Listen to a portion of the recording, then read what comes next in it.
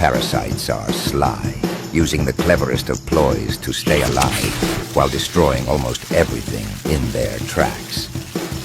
Parasites have no mercy. They live in and feed off their host, and could be the leading cause of most disease and ailments we experience. Undoubtedly, you have them living inside you right now.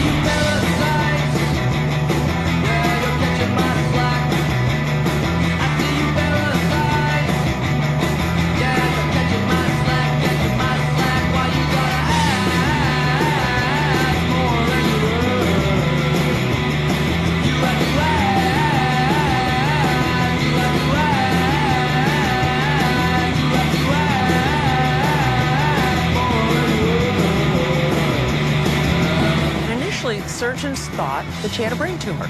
But when they opened her up, a surprising find. A life temporarily hijacked by a parasite. You know what they say? An apple a day keeps the doctor away. So this tapeworm, when you actually look at it, has one small little head up here that we've gotten in the little plant. And the tapeworm head has a little sucker on it, and it sucks, it holds on to you right there. Dr. Kenny Bond told InsideEdition.com about a patient who pulled, get this, a 5-foot-long tapeworm out of his gut. A microscopic parasite that's becoming a summertime rite of passage is once again making Americans sick. And doctors say it's a nasty one, causing flu-like symptoms. This morning, Robert F. Kennedy Jr. is responding to a report that a parasite was found in his brain more than a decade ago. Doctors are investigating a medical mystery in Australia after a worm was removed from a woman's brain.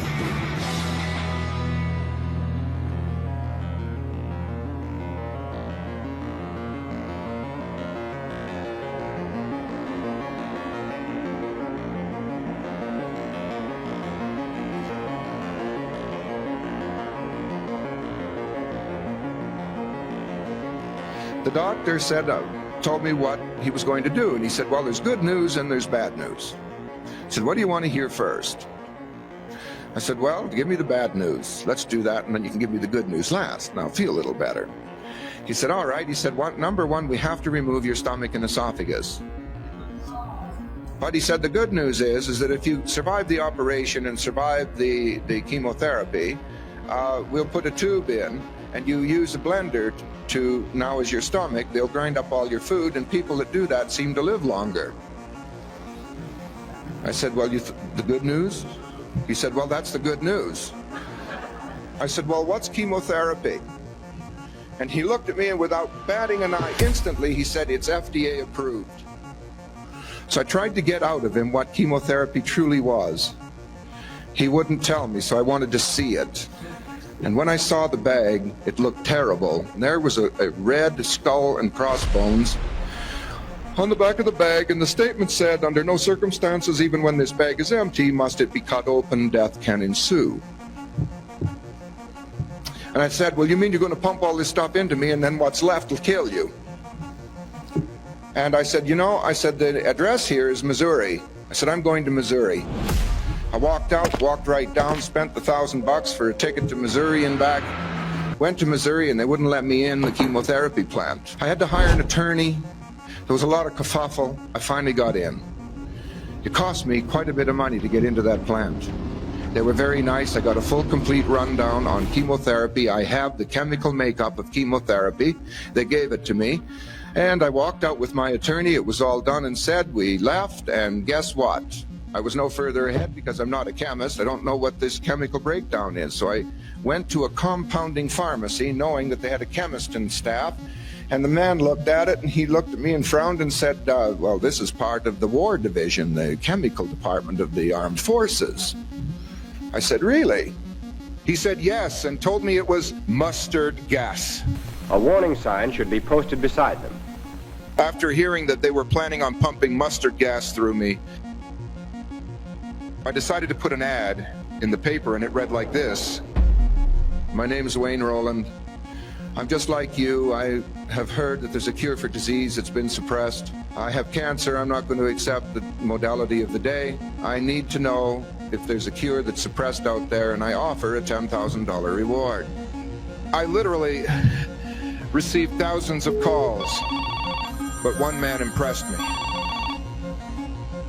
One man. And he said, well, there's not one cure for cancer that's been suppressed, there's been 5. Which one do you want to know about? I said, whatever one works. He sent me to somebody that had an original Rife Ray unit. Everything in creation spins and vibrates. Everything has its own prime resonance frequency. And this is why once we can identify the resonance frequency of a bacterium or an atom or whatever it is, we can then manipulate that object with its prime resonance frequency. Sound is the source of all creation. Sound and resonance is responsible for everything. And I used it. 3 months later, the cancer was gone. So was my arthritis. So I started doing research into the Rife technologies, and I found another man who really knew quite a bit about Rife and had all the frequencies and everything, and I went to see him, and he became a friend of mine. His name is John Sajeka, and John Sajeka showed me that I wasn't using the Hertz rates to get rid of cancer at all. And that upset me, because I paid good money for this. Now, and why did the cancer leave? And I looked at the Hertz rates that I was using, and lo and behold, there were Hertz rates to get rid of worms and parasites. It turned out that the lead poisoning was giving a bed for parasites to breed in furiously, and it was their waste that had given me cancer. I was absolutely in shock. And the more research I did and the further I got into this, the more I found out that pretty much all disease is caused by worms and parasites.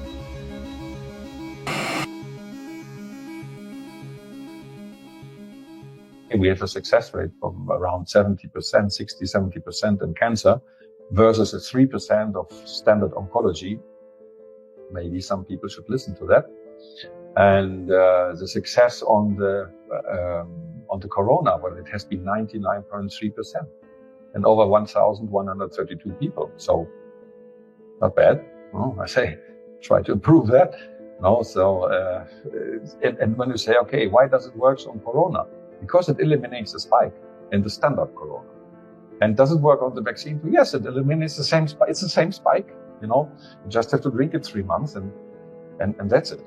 And then you will have recoveries from all these problems with the spike protein, what we are seeing right now. Cancer, Guillain-Barré, pericarditis, myocarditis. When you come in the entrance, the girl in the reception, she had a glioblastoma multiple. 6 times, I think. Multiform stage 4, yeah? Several brain cancer, let's say. And now, after 1 year, she's fine. She's working for us, obviously. We have many cases. It is our normal. Our new normal is that, imagine, for example, you have medicine before antibiotics, where the people died of it. That's a boy. Exactly. He had a neuroblastoma. Wouldn't even move. So really hard. No one survived that. Especially when they're young as well. Like their fatality rates when they're young are even greater. Much higher, because the cell growth is much faster in kids, and the parents are fantastic. This boy just was chlorine dioxide, basically some seawater, and the plasma drug. That's all what he had. And so the body, when it has enough energy, it will heal itself. The body is a self-healing principle, you know, always. We all have been ill and we're not dead. Okay? And so how does it work? Well, because if you have enough energy, the body builds up energy resources again, then it comes back. It's not only food. No, it's to burn is the most important part is oxygen, because we can be 1 month without food or 3 days without water, but only 3 minutes without oxygen. So every cell needs oxygen constantly, and this substance gives oxygen in many different levels. We give charge and oxygen. Mine gives both. Oxygen, how much? Well, if you have a standard protocol C, for example, this is here's mine. Well, it's 1 liter with 10 milliliter. And when you calculate it, you can say how much do we have of oxygen in this liquid? You know, it's if you calculate it, it's 10,700,000 10,700,000 oxygen molecules to now hold yourself for each red blood cell. This was our lowest point. The truth about parasites has had a profound impact on my health and the health of my family. Since I was a child, I had many different health conditions. My mum rushed me around to different doctors, trying to find solutions, trying to find a way to help her son, her darling son, from all the things that were happening, the things that were out of her control, out of my control, that were everything from Epstein-Barr virus, cytomegalovirus, Ross River fever, glandular fever, Lyme disease. As I became an ambassador for World Vision and did a lot of study actually as a young teen into third world, developing world issues, and I then at age 17 became an ambassador for World Vision and had the privilege of traveling to Tanzania in Africa with a team of other youth ambassadors with World Vision to investigate. And while I was doing one of these trips, I got a horrific parasitic infection that caused a slew of health issues. So early on in life, I started to understand that this was a real issue, but certainly one that I thought was related to the developing world. The CDC reports right now a third of Americans have parasites, and yet not a single medical doctor in America even knows parasites exist in this country. So I find it very interesting that everyone thinks they're just a developing world issue. They're not. They do exist here in America, and it's been amazing to watch a lot of medical doctors around the world get excited in the last 5 years about the reality that anti-parasitic herbs and drugs can cure most, if not all, cancer types of tumors, masses, no matter what stages. I really didn't know a lot, and so that also remained as a lingering issue. So my health continued to have the stacking of problems. Fast forward, my wife and I get married. We, for years, are finding that we're not falling pregnant, we're not trying, nor are we careful, and so we started to wonder, do we have an issue here? And on top of that, the reason why my wife and I were not actively planning to have a child was because her health was so bad. I often wondered, well, what would happen if my wife had a child? What would be the outcome? If I could get to the bottom of this, if I could discover this, then I could turn this around. I could get to the root. To fully understand where we are going, we need to know where we started.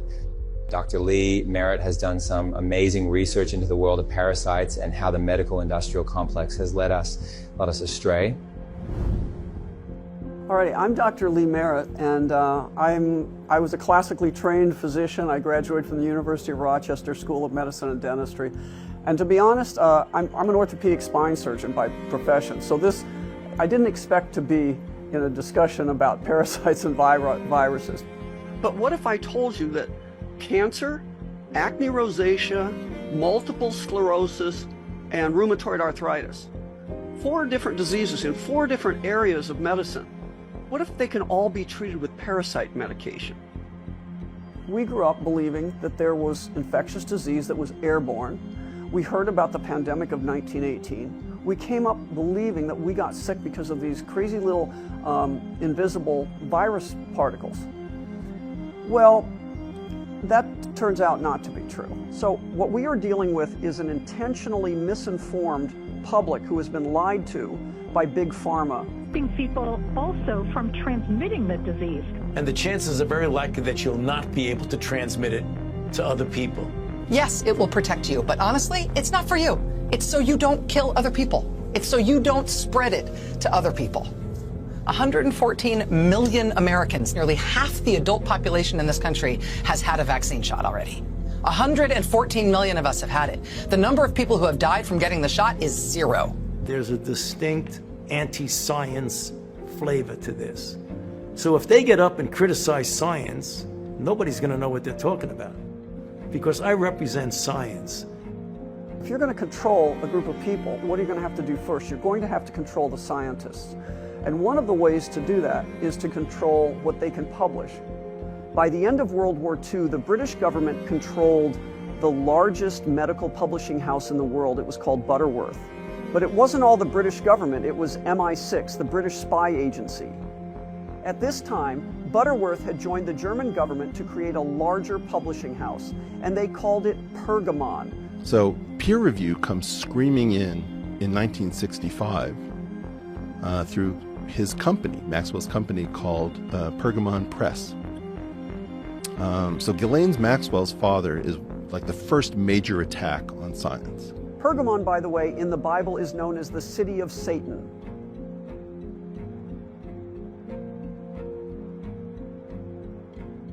To the angel of the church in Pergamon, these are the words of him who has the sharp, double-edged sword.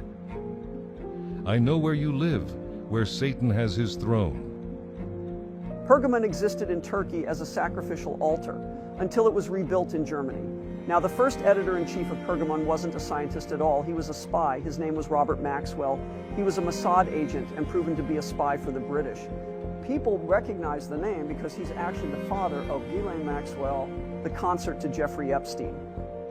And his assuming this role was a shock to everyone in the medical industry. It was obvious that he'd been doing odd things for MI6 in Germany already, and he suggested that we should subsidize him to buy a book business. I don't know of any other case. I was certainly never involved in any other case of MI6 buying a business for anybody. I believe they've actually made up people and made up a whole branch of science, and that's the science of virology. If you look at virology, the man given credit for starting the science of virology is a man named John F. Enders. He's also given credit as the father of modern vaccines. What got my attention, though, right away when I was trying to find out who this guy was, is that he eventually won the Nobel Prize for being able to be the first guy to culture viruses. Och här är då först professor Enders. Now, I'm going to tell you, his paper that he won the Nobel Prize for, you can't read the original paper because they've bottled it up behind an institutional paywall. If I'm the chief of medicine at Harvard, I can probably get at it, but I can't get at it, and you'd have to pay a lot of money to get at it. Why do they care about a paper that was written in 1954? We know about his paper from his Nobel laureate presentation when he was awarded the Peace Prize in 1954. So who is he? Well, on the Nobel website, they explain his history. They say he took off a year from Yale to go fight in the Air Force in 1918 and was given to rank of ensign. 1967 marks the 20th anniversary of the establishment of the United States Air Force. There was no Air Force in 1918, okay? It was the Army Air Corps. We didn't have an Air Force until World War II timeframe. And number two, there are no ensigns in the Air Force ever. That's a naval rank. Not only that, they claim that his PhD was in 1930 at Harvard. He got a PhD, purportedly, in bacteriology and immunology. The first immunology PhD was granted in 1974.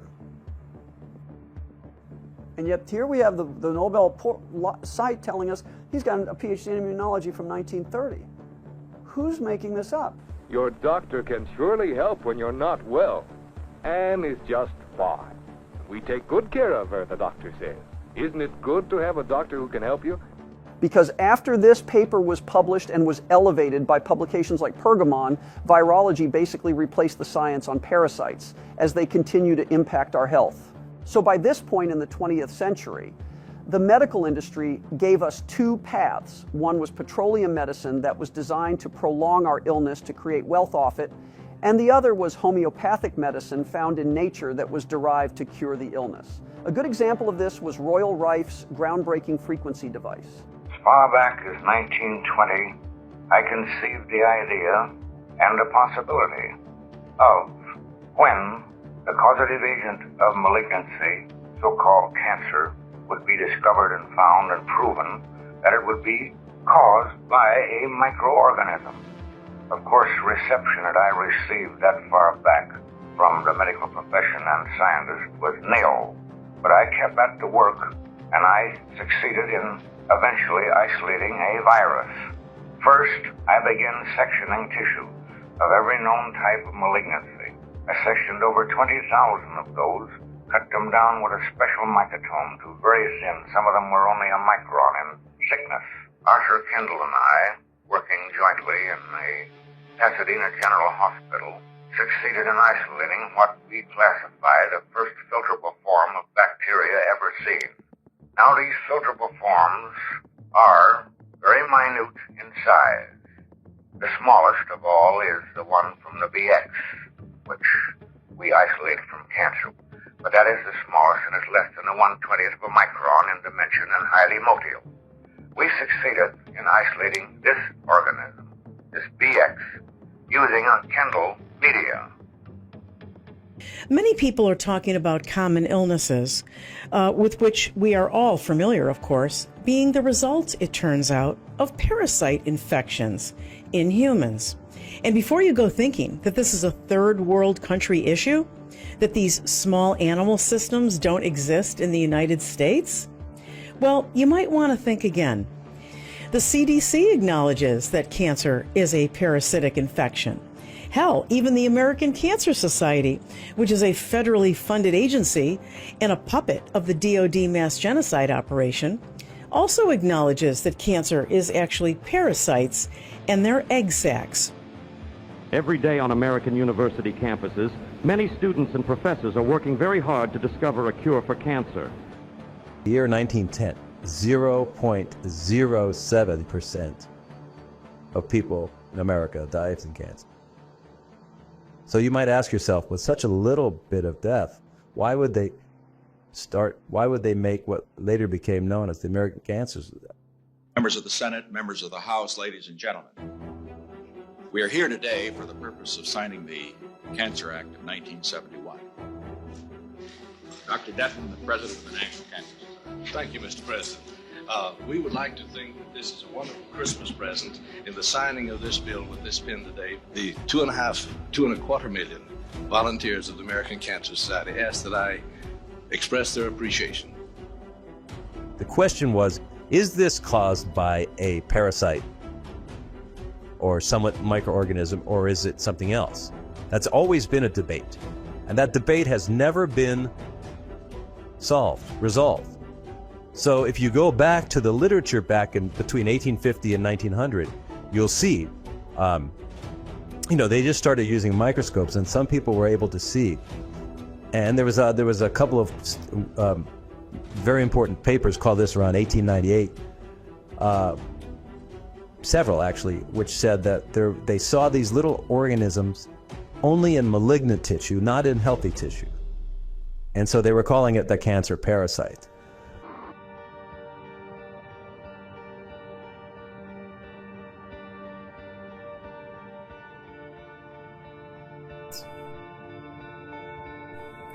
The microparasites described by Dr. Weber that you can see here can be found in the tissue of all cancer patients. Some examples. Here you can see a blood sample that has been dried over a flame. The patient suffers from leukemia. Here you see the blood sample of a patient suffering from liver cancer. Here the blood of a patient with bladder cancer. And this is tissue from the bladder carcinoma. You can clearly see the lively movements of the microbes. Here the diagnosis is that of lymph node metastasis. This is an almost mature gamete. He can be found in the space between the cells.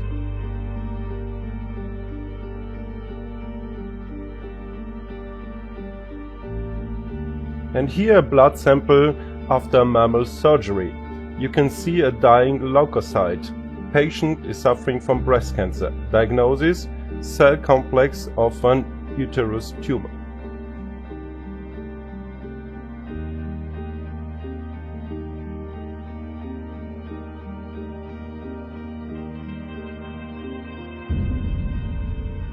This is the blood of a patient suffering from a lip carcinoma. And here cells of a lung carcinoma. In the lower left part you can clearly see red blood cells in whose innards there are lively microparasites.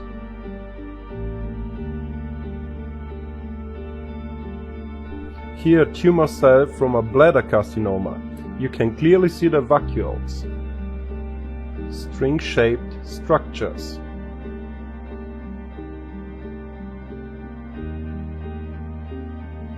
All recordings have one thing in common. You can see certain reoccurring types of microbes in all of them. There is no tumor tissue without these microbes. There is no blood of a cancer patient without those microparasites.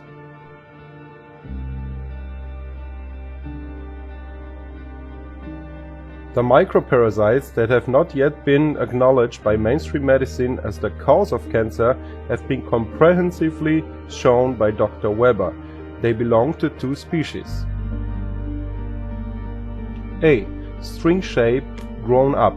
Their length is 2 times that of a red blood cell. B. Stick shaped. This is the most commonly found shape. The length of this gamete is about the diameter of a red blood cell. The youth form of both species are round or oval shaped. In normal blood tests, those parasites normally remain undetected, as they are hiding inside of the red blood cells. They are perfectly camouflaged by the exterior of the blood cell. The inner of the blood cell also offers plenty of food in the shape of oxygen and hemoglobin. The parasite enters as a so-called merocyte, the youth form, into the cell and fattens up and grows to its full size. 2 gametes inside of the blood cell can be seen here. When the cell has been eaten empty, the sexually mature gamete leaves the cell and looks for a partner to exchange DNA with. We first have to realize that this is a false reality. There's something wrong with our reality. It's not just they're lying to us about a little thing here and a little thing there. There's a general overlay of falsehood overlying science in our world today. How do we get out of it?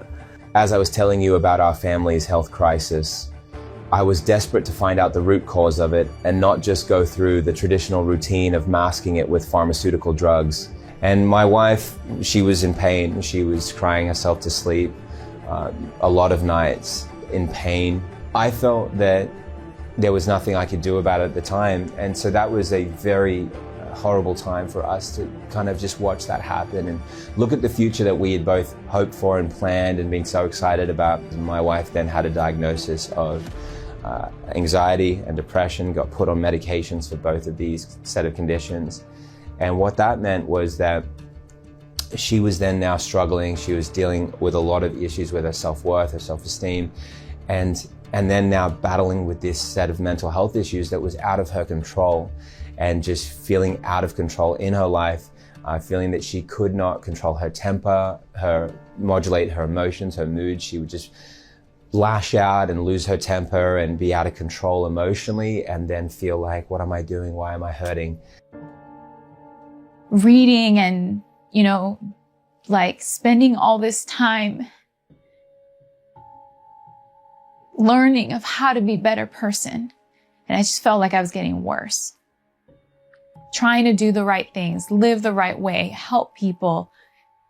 My husband and I at that time, this is around the time that Jonathan was into the health space, and we were sharing all this amazing news and all these testimonies of people having breakthroughs and doing all this personal development and helping people. Meanwhile, while I was dying inside, I was breaking, and I felt so broken, and I'm just like, when am I going to get my break? And I felt like, at the same time, I felt like my husband, the person that was the closest to me, couldn't see me either in the midst of it. And I just wanted to tell people, I don't know, I just wanted to just like, I don't know what's going on. And I just get angry, just be angry. And I feel bad that I could not at that time know how to solve that problem, nor be able to fully empathize and understand and relate to her, to be able to actually understand what it was that she was going through. At the time, you often, certainly this was my case, I was looking at the surface. Now, I begin on a quest. I start doing a lot of work, taking my investigative journalism background and finding then a way to use those skills for the best good. And I had the opportunity to work with a company called The Truth About Cancer as a producer for them. Started traveling the world, traveling around America, finding these breakthrough cases of people reversing cancer. Now, all of a sudden this issue with parasites then comes up again, something here, something to go deeper into to understand more about. And I began to do more research, and to my amazement, the solution would soon be more clear. So here's what you need to know. We get sick because of three things primarily. We get sick because of electromagnetic radiation, because of poisons that they put into the environment, and because of parasites. Well, we now know that we are electromagnetic. Now, the work of Dr. Pollack up in Washington State, or the University of Washington in Seattle, he looked at how you get rid of toxins in the body. And it turns out the body works like a battery. So light, you might say light creates this kind of battery. The question is, are we also solar powered? Do we use light to get some of our energy? We actually do. We engage in the first step of photosynthesis, that is the splitting of water into the negative and positive. You actually have to keep a charge. You have a negative and positive charges, and you have this exclusionary zone. And when you have a poison in the body, let's say you're cleaning with Lysol because you're convinced that you need to, sterilize everything, which is not a good idea, by the way. But you did that, and you get some of these particles ingested in you and in your body. They act as poisons, but your body can handle it because it isolates them with a charge and it spits them out. And that's how we get rid of toxins in our cells. If you get too many and your batteries are run down, then you can't survive. And that is what flu is. So if you screw up the battery system for a variety of ways, you don't get enough sunlight. So whenever you have the electrical EMFs that are going through, these are causing positively charged ions in your body. When you're born, you have a bunch of negative ions. This is the reason kids, they heal faster, they have more energy, they wake up easier, and they just go hardcore all throughout the day. Over time, as you grow older, you start to lose the negative ionization and start collecting positive ionization. Well, these electrical EMFs that are coming off electrical cords and Bluetooth and Wi-Fi and everything else around us, even cell phone signal, these are positively charged ions that your body's picking up. So grounding, if you look at grounding, it's effective because it's an electron exchange. You have positively charged ions and the earth is a negative ground, and it's sucking these positively charged ions out of your body and it's replacing it with a negative ion. So your inflammation goes down, you sleep better, you have more energy. So instead of doing that, that's essentially what my machines are doing. I've taken my great uncle Royal Rife's technology and have successfully countered these positive ions. Through his technology, we have seen dramatic changes in multiple ailments. I work on EMFs, and I do electrical synapse through the body through electromagnetic fields. And it's kind of like with music, whenever you have something in sync and within tune, it works a lot better because it's resonant. And that's how these electrical synapse works. But it's also giving your body negatively charged ions and pushing the positively charged out. So this all makes sense when you start looking at it. And what's happening, every time we've had like the H1N1, every time we've had a pandemic in the modern world, it's been associated with an increase in electromagnetic frequency. When they said a virus spread around Wuhan and was killing people, they didn't lie, but they were speaking the old tongue. In Latin, virus means poison. It does not mean a little germ. In my lifetime in medicine, what I've seen happen is they have denied us the technology, and they've demonized looking for these things. They made it a joke. But we don't want to be told what to do. Well, I understand that, but now is the time to do what you're told. The people who are not getting vaccines, who are believing the lies on the internet instead of science, it's time to start shaming them. What else? Or leave them behind. Vaccinated person having a heart attack? Yes, come right on in. We'll take care of you. Unvaccinated guy who gobbled horse goo? Rest in peace, Wheezy. One of the things that woke me up to the parasite problem is we're seeing all these people with turbo cancer, right? We're hearing all this stuff about cancer and these weird things happening. They're showing up with multiple cancers. People, I hear this from oncologists and medical doctors, they're saying, we see these people that have been in remission for years, and now suddenly they're breaking out with cancer everywhere in a very aggressive form. I was the first pathologist in the world to say, guys, we're seeing an uptick in cancers. That's toxic spike protein has so many mechanisms that allow cancers to wake up, and certain cancer genes that it binds to and promotes mechanisms. everywhere I go, radiologists, interventional radiologists, oncologists, cancer surgeons like I met today. Cancer, cancer, cancer. 30-year-olds, 20-year-olds, 40-year-olds, reactivated or second shot, third shot, month later, breast cancer, stage 4 everywhere. If you look in the cancer literature, research that's going on right now at the NIH, you'll find that they're looking very closely at fenbendazole, albendazole, all these anti-parasitic drugs for treatment of cancer. Now, they're not admitting that it's actually parasites are cancer. What they're saying is, isn't it interesting that these anti-parasitic drugs also treat cancer? There's been an underground use of this for a long time, but now the medicine doctors are kind of coming around to saying, hey, these drugs could have use, but they don't want to ask the next question, is parasites really cancer? Now, we also had, by the way, this isn't just cancer. Dr. McDonald, who's a pathologist, looked at very carefully, sectioned the brain and spinal cord of people that died from MS, multiple sclerosis. They took these brains, 10 brains of MS patients, and the cerebral spinal fluid. They did a spinal tap on all of the deceased and evaluated their spinal fluid and their brains. They cut up the brains in little bitty slivers to dissect them and then lay them open. And they wanted to see what's in every single one of these brains of an MS patient and what's in every single spinal tap sample from every single MS's spinal cord tissue. 100% of every brain had roundworm parasites eating holes in their brain. Every single cerebral spinal fluid spinal tap sample had 3-inch worms swimming in the cerebral spinal fluid, called roundworms. So I have lupus, which is another autoimmune disease, and I do sometimes have similar symptoms to MS. I've lost function of my hands and my arms before. I have seizures, all this stuff. So I've been doing a lot of research on how to heal and cure autoimmune diseases. And what I found is that a lot of scientists think parasites are like the root cause of autoimmune diseases. So 3 weeks ago, I started a parasite cleanse. My health has improved so much. It's honestly freaking me out. My pain levels have gone down significantly. Usually, like, my entire body aches and hurts all the time. So that's amazing. How many of you have been told by your oncologist that you have parasites in your brain? How many of you have been even suggested that it could be a possibility? The lines are blurrier today than they were even at that time regarding microorganism developments. Because of new equipment, there's more that's seen than before. But what's happening is that all this emerging information is creating a revolution in the field.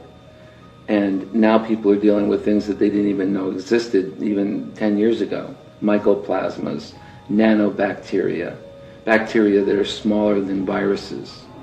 Right? People don't even know how to classify what they're looking at. It is such a chaotic soup.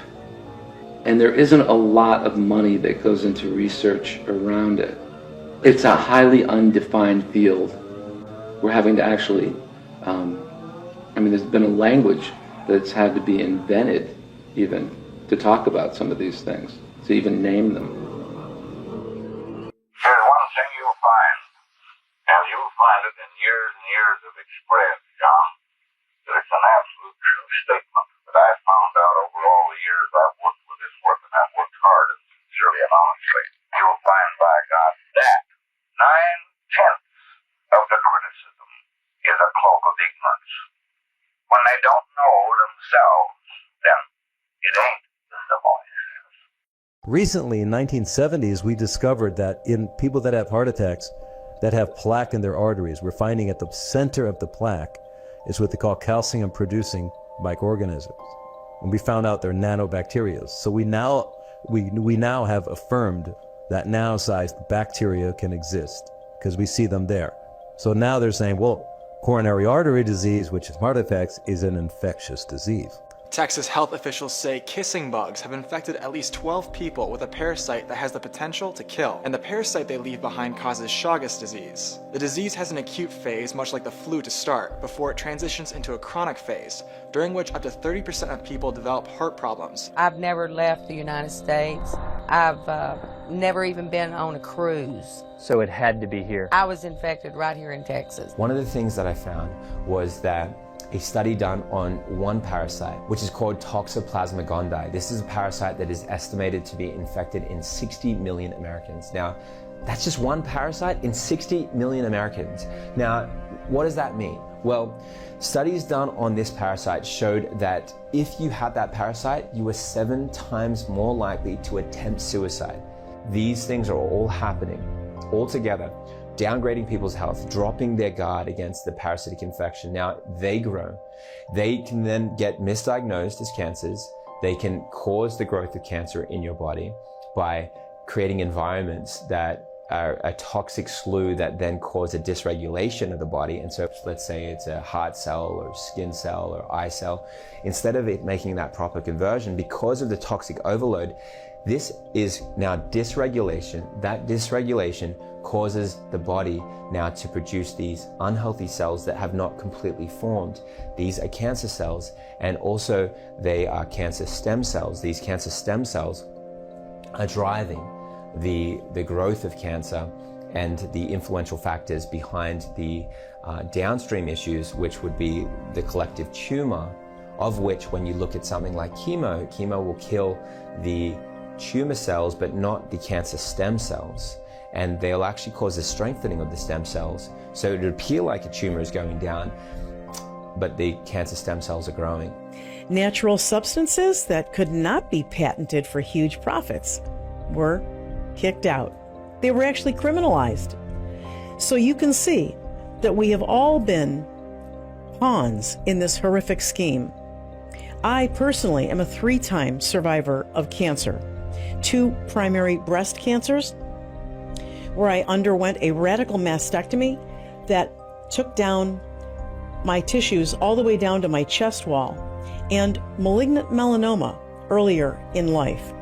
When I think at how vulnerable I was to the allopathic system, and I realize now that my treatments could have been healthier, easier, and without disfiguring surgery and toxic chemicals, I get angry. Anybody would. And I get sad. But I can't change what happened to me in the past. I can hopefully pass it on so that others don't have to go through a similar process of pain and suffering and disfigurement without their consent, without knowing completely what all the options are. And I know it's kind of hard for people to grasp this reality that a medical professional may not know something about your health or the diagnosis that they are actually specifically trained to address. But most autoimmune diseases, most cancers I've ever seen in my practice who had been diagnosed with any form of cancer, the majority of them, and those diagnosed with any autoimmune disease, fibromyalgia, lupus, it doesn't matter, rosacea even, they have parasites. And the moment you clear them out, all their symptoms disappear. Rosacea patients' cheeks all clear up. The big butterfly rash of a lupus patient clears up, and all their symptoms disappear. All their pain and all their joints goes away. You just don't know that this is what is linked to many of people's suffering, and why it is, if you're not addressing to get rid of the parasitic infection, why it is you are being prescribed anti-inflammatories and steroids for life, and why there's no other things being told to you to provide hope, faith that you can recover. Parasites are pervasive throughout the entire world. They are not exclusive to only third world underdeveloped countries. They are here in America. There's a reason why every animal we eat in America is treated with ivermectin, some kind of bendazole, which kills parasites and parasitic eggs. There's a reason why every cow we eat, almost every animal we eat in this country, has to be treated for parasites before you eat them. A flesh-eating parasite that feeds on animals is working its way to North Florida. First Coast cattle farmer Alan Roberts says it would take more of his time to treat and monitor the cows, which could easily then drive up the price of beef. The worldwide salmon industry is trying to find a solution to a billion-dollar problem, a surge of sea lice. The parasites attach themselves and feed on the salmon, killing them or making them unsuitable for consumption. It's another episode of As the Stomach Turns. Just can't get rid of it on my mind. This woman says she also found a worm in the salmon she bought at a Costco in Chula Vista. I don't think this is all by accident. I think this is a very well-crafted plan. And one of the first things they had to do in this plan is they had to distract us. If we had been focused on classic medical education and thinking about the parasites that we had been treating people for in the past, we probably wouldn't have gotten sidetracked. I read something, the World Health Organization said that by, I forget the year, some year like 2050, it will be realized that all cancers are related to parasites or a microorganism or some sort of microorganism. And that's pretty heavy. That's pretty heavy because I already told you that what we call heart disease now is a parasite. So they are ubiquitous. They're everywhere. You don't have to wonder if you have them. You have them. The idea is, how long can you keep them from winning? Because eventually, guess what happens? Eventually, funguses take over our body and recycle it. They do know that in America, they can send a request for a stool analysis for parasites to Genova Labs and to Quest Labs and to LabCorp. But I'm going to tell you right now, the names of those tests are Comprehensive Stool Analysis Test for Parasites. Each of them say comprehensive. And every time the medical doctor is going to get your stool sample report and it's going to say you're negative for parasites. Those tests are only screening for one of the 4 classified versions of parasites. They only screen for one in America, one. That one is called protozoa. Well, there's 3 other types called flukes, roundworms, and tapeworms. So just so you know, every MS patient has been found to have roundworms, and none of those labs are screening to see if you have any of those in your body. They're only looking for protozoa, which is professed to be the #1 parasite infection in Americans. So I'm telling you, if you do those tests, they're extremely limited. I said there's 4 classifications of parasites, 4 different types. Within those types, there are thousands, hundreds of thousands of different named parasites in each of those categories of the 4. When you're looking at LabCorp, Genova Labs, and Quest, they're only testing for one protozoa of the hundreds of thousands. They're only looking for one. So if they don't see that one, they're going to tell you you don't have parasites. So guess why the majority of your medical professionals don't see positive results in these parasite screenings? They are screening of the millions of various kinds of parasites. They're only looking for one. But the MDs aren't trained about parasites in med school. They're told parasites only exist in third world countries. So parasites are a bigger deal than your medical professional knows and bigger than you know. The reason they're called parasites is because they have learned to successfully avoid being detected and being killed. So if you went to the average infectious disease clinic and said, do I have parasites? They got a 99% chance of being told no. Because they're not going to find that. They're not hanging out in your gut. They climb in, they burrow into the wall of the gut or the wall of the bladder or the wall of the lungs. I mean, they can go anywhere. And they hide in that wall, and that's where they lay their eggs. All right? And only if an adult happens to come out in the colon will you see the adult form come out in the stool. But other than that, you're not going to see them. Can you understand that you have an egg, and then the egg is going to start to develop a body? That body is going to be made of our tissue. So basically, our immune system says, that's us, that's not them. There's no other. And it doesn't, and so it's not immunogenic, and otherwise it doesn't stimulate the immune system. If you undertreat them, in other words, you give not enough medicine to kill them, then they get disturbed and they'll migrate to another organ. Keep in mind there are multiple ways to do a cleanse. I actually took an approach every month that our entire family did something every single month to cleanse and detox parasites. Now, this is not what we do right now, but for years it was really simple. I actually each month was ordering from other countries online. I was ordering ivermectin tablets. So I did that for years, and I would just make sure our kids, us as adults, were taking ivermectin every single month. More breaking news this evening. Joe Rogan, an extremely popular podcaster, announced on social media today that he has COVID. In his statement on social media, Rogan said he has taken several therapeutics to recover. Turns out I got COVID. So we immediately threw the kitchen sink at it. All kinds of meds, monoclonal antibodies, ivermectin, Z-Pak. One of those drugs he mentioned, ivermectin, is something more often used to deworm horses. I'm glad you're well, man. Bro, do I have to sue CNN? I don't know, do you? They're making shit up. They keep saying I'm taking horse dewormer. I literally got it from a doctor. They won the Nobel Prize in 2015 for use in human beings. Yeah. And CNN is saying I'm taking horse dewormer. Ivermectin, a dewormer? Really? They are shaming themselves. No one has to shame them. They're shaming themselves. No, they need to be shamed. Yeah. They need to be called out and shamed, brother. I am taking a regular dose, whatever. They're trying to build up of ivermectin. Ivermectin was a boogeyman early on in COVID. You couldn't talk about it. That was wrong. We were given bad information about ivermectin. Now, we would only do one dose, so we were just doing it monthly as a way to cleanse worms and parasites. This is not what I use to treat parasites. This is very different. So in my practice, we treated autoimmune diseases from all around the world. 16 different countries came to my practice in both Tennessee and Texas. And 80% of all the people who had autoimmune diseases had parasites. And I never had to use ivermectin and never had to use hydroxychloroquine to treat those patients. I typically would use a 5-day on, 5-day off approach of using herbs from plants that actually kill worms of parasites, break open eggs of parasites. And so you would cycle these things 5 days on, 5 days off.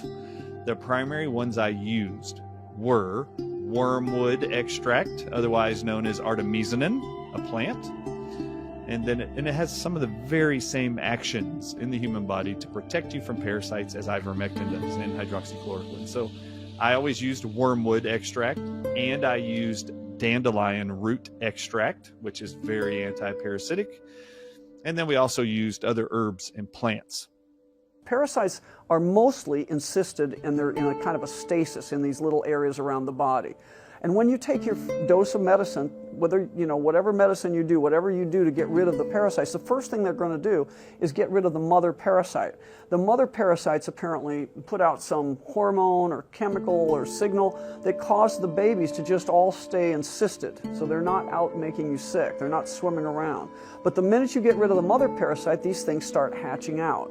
And this is why you need to cycle the drug. You kill off some, then you let more come out of these cysts, you kill them off, and you have to do this over a long period of time.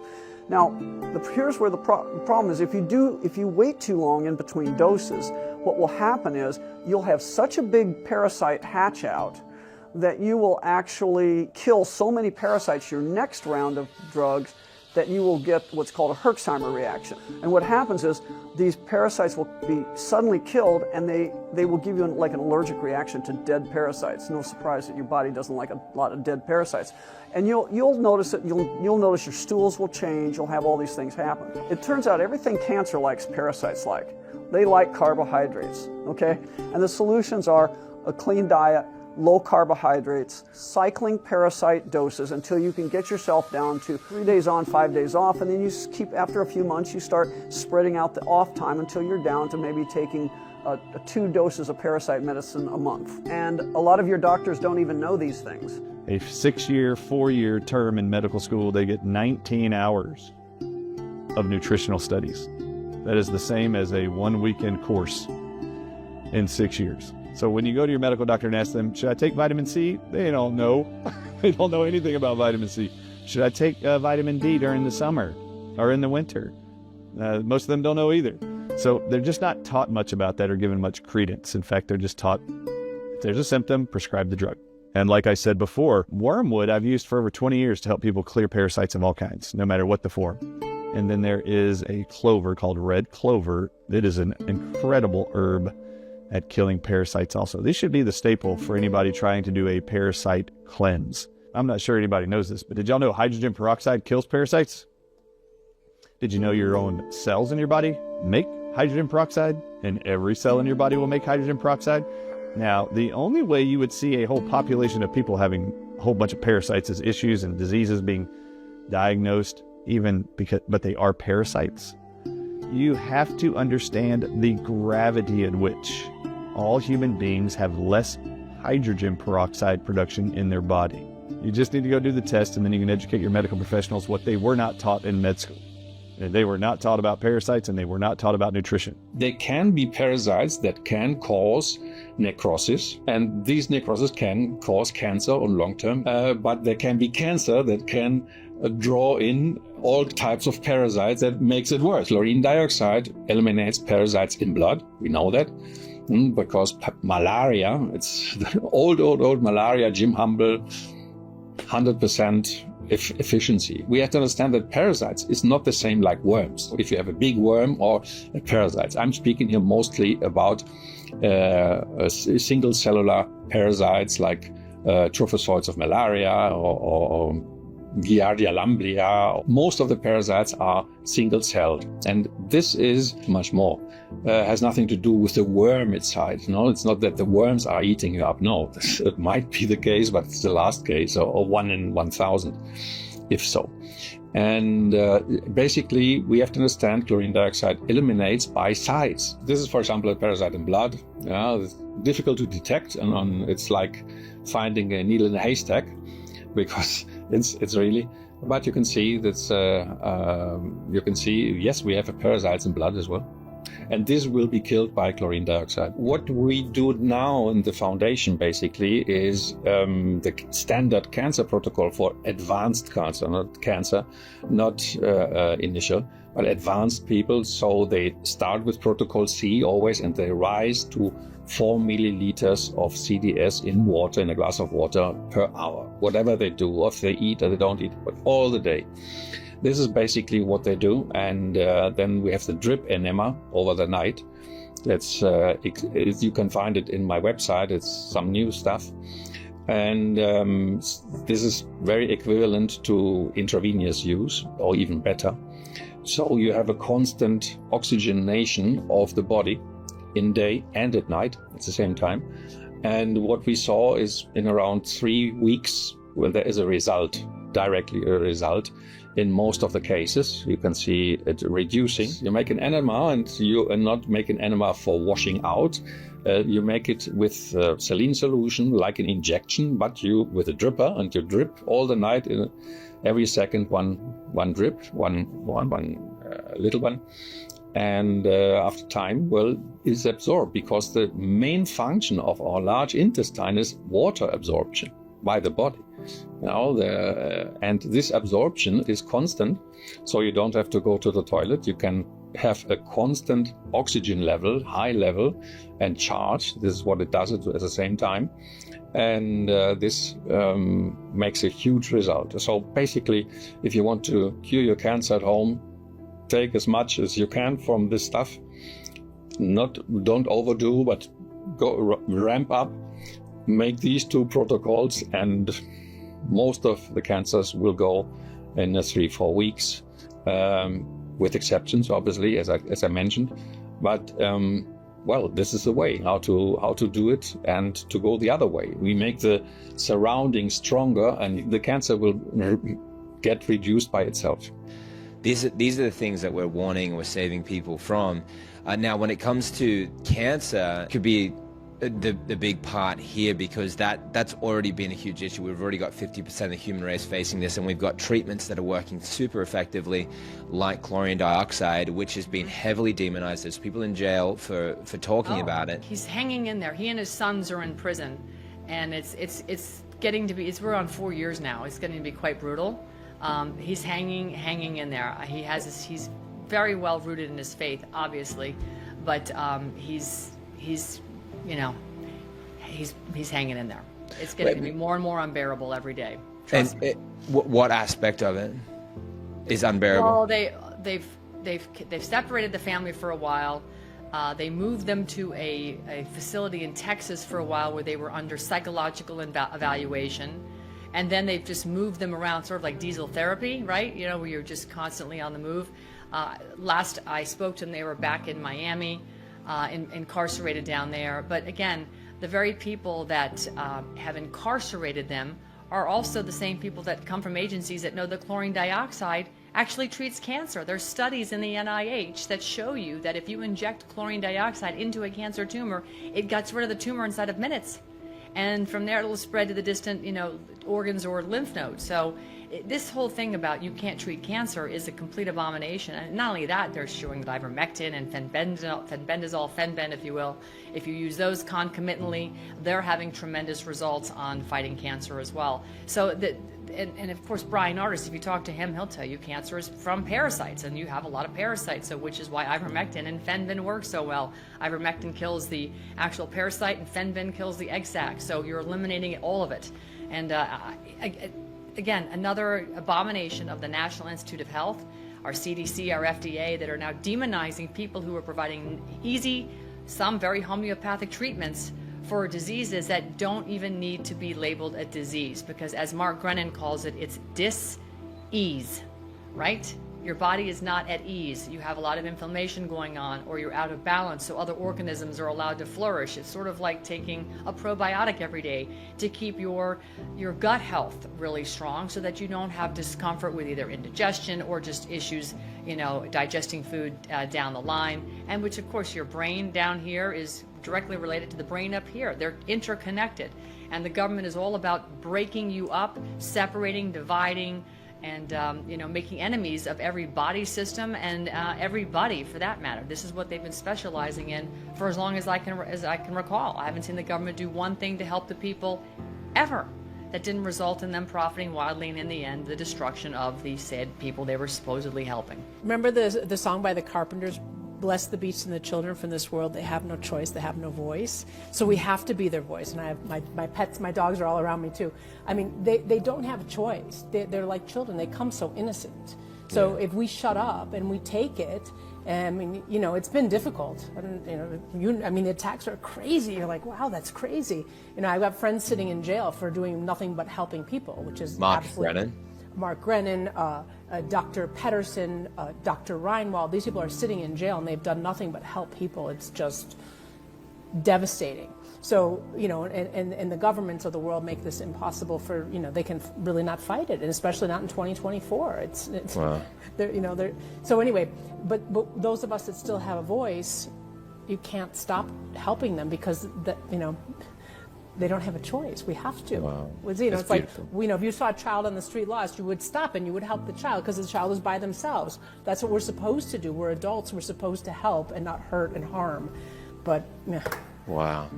Humanity has fallen so far. But there's still some good, there's still some good apples on the tree, like we were talking about, Son of yourself and, other colleagues of ours. There he is. Mark? Mark? Hey, it's me. Hi, brother. God bless you. I got your stuff okay.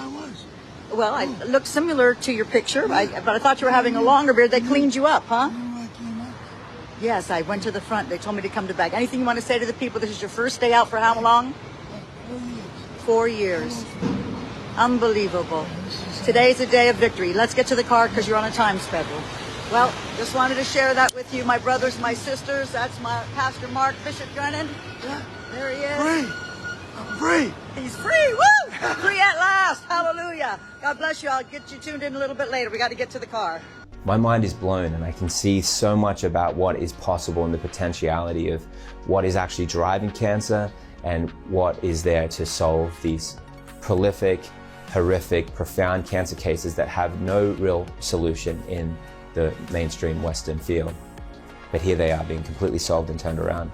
All of a sudden, my wife then starts becoming open to these kinds of conversations. I then start putting her in front of doctors that know what to do and understand these kinds of problems. Now, my wife then is with her blood work, all the doctors getting you to do all this blood work and then trying to give you a supplement to kind of try to balance those markers when all they're doing is band-aiding up an issue and not getting anywhere. She's then still trying all the different treatments. Like, for example, she'd have to get a chiropractic adjustment every day, and then she'd still lose the adjustment, be out of sorts, in pain again, do it again the next day, the next day, the next day. And so all of these Band-Aid approaches were not getting to the root for her. So now she then sits in front of a doctor that I put her in front of. I brought my test results with me, and I didn't think what would come out of that would be hope. But we got there, showed Dr. J the test results, and he basically said, these look like red flags for parasites. I got so offended, and I was like, no, there's no way we're talking about this. This is not, like, what do you mean I have parasites? She then has this kind of wide-eyed, white-faced response. She's not happy about this. She's actually feels offended now. She's immediately offended. She's like, what? You're saying that I have parasites? I have things inside of me? So this is her reaction. And then he's just calmly, yes. And so, but like Shrek says, better out than in. Within 3 months, all of my health issues that I ever experienced, even from the point I was 13, went away. I had no more symptoms of anemia, no more symptoms of hypoglycemia, no more symptoms of irritable bowel syndrome, digestive issues. I could eat for the first time in years. Whatever I wanted, really. It was freeing. It was really amazing. And I still kept passing parasites 3 months after. Lori was battling this issue with infertility without us realizing. Now, all of a sudden, as soon as she's gotten rid of the parasites, her body makes way for a new organism, which is life, her own child, not an unwanted organism that is destroying her health.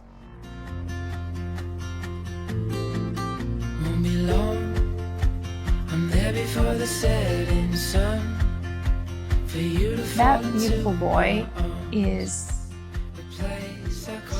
the symbol of a new beginning. Not only that, just knowing that I gave him the most awesome beginning. I can feel good that I gave him a good start to life. You know, I detox my body. It's healthier. I feel like I have the ability to be a mother to him.